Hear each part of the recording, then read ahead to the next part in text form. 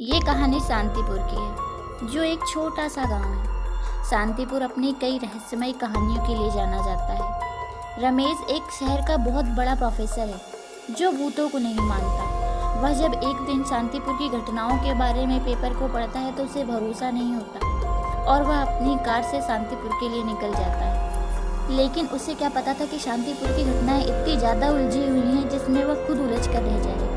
आइए देखते हैं आखिर रमेश के साथ क्या हुआ। जब रमेश शांतिपुर गांव में एंटर कर ही रहा होता है कि तभी उसकी नज़र गांव की बॉर्डर के बाहर लगे एक बोर्ड पर पड़ती है, जिसमें साफ साफ अक्षरों में लिखा होता है, रात में आना मना है। लेकिन रमेश के पास कोई और ठिकाना नहीं था, इसलिए वह गांव के अंदर जाने का सोचता है और जैसे ही वह अंदर जाता है तो उसे एक आदमी रोकता है। कहाँ जा रहे हो? दिखाई नहीं देता? बोर्ड में साफ साफ अक्षरों में लिखा है, रात में अंदर जाना मना है, बाहर चलो। रमेश बेचारा करता भी क्या, चुपचाप अपनी गाड़ी को मोड़ गांव के बाहर आ गया। गांव की सीमा के कुछ ही दूरी पर उसे एक गोमती दिखाई देती है। रमेश चाय पीने के इरादे से उस गोमती में चला गया और बोला, अरे भैया 2 चाय देना। चाय वाला रमेश को घूर रहा था। रमेश जाकर टेबल पर बैठ गया।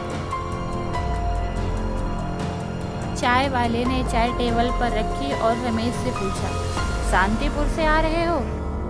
रमेश ने उत्तर दिया, हाँ, आ तो वहीं से रहा हूँ, जा नहीं पाया। क्यों, आपको कोई परेशानी है क्या? नहीं भाई, परेशानी किस बात की, बस तुम्हें जिंदा देखकर आश्चर्य हुआ। कोई नहीं, इतना बोल दुकानदार वहाँ से चला गया। रमेश ने चाय उठाई, वह दुकान के अंदर चला गया और दुकानदार से पूछा, तुम शांतिपुर के बारे में क्या जानते हो? इतने में गुस्से में वह आदमी बोला, जाओ जाओ भाई, दूसरा आदमी देखो, मुझे अपनी जान नहीं गंवानी, जाओ यहाँ से। रमेश ने नोट की एक गड्डी निकाली और उसके सामने रख दी और बोला, मुझे शांतिपुर के बारे में सब कुछ जानना है। दुकानदार बोला, भैया पहले शांतिपुर गांव ऐसा नहीं था। कहते हैं इस गांव में एक पुजारी रहा करता था, जिसकी 2 बेटियां थीं, मीना और राधा। मीना का स्वभाव बहुत बुरा था और वह बहुत चालाक भी थी, और राधा बहुत शांत और सुंदर लड़की थी, जिसके अच्छाई के चर्चे 4 गांव थे।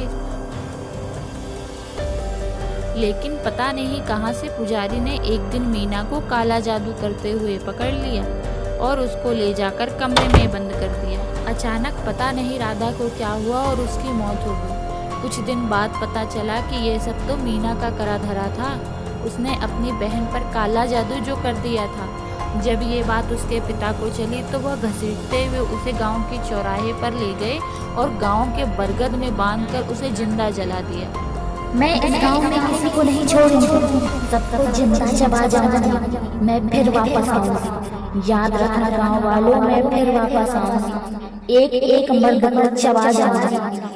याद रखना मेरी बात, ये मेरा श्राप है इस गांव का, मैं फिर वापस आऊंगी। लोग तो ये भी कहते हैं कि इस गांव में उसके बहन और बाप की आत्मा लोगों की रक्षा करती है और अनजान इंसान जब रात में कोई जाता है तो उन्हें उस गांव में जाने से रोकती है। बस भैया मुझे तो यही पता है और मैं आपसे यही कहूँगा कि आप भी शांतिपुर मत जाओ। लेकिन राजीव सुबह होने का इंतजार कर रहा था, क्योंकि वह भूत प्रेत जैसे अंधविश्वासों को नहीं मानता था। और राजीव सुबह की पहली किरण के साथ ही शांतिपुर गांव के लिए निकल गया। लेकिन जब वह अंदर जा रहा था तो उसे ना जाने क्यों ऐसा लगा कि उसे कोई अंदर जाने से रोक, उसे अनसुना कर अंदर चला। पार्ट 2 के लिए जल्दी से वीडियो को लाइक एंड चैनल को सब्सक्राइब कर लो। Thank you.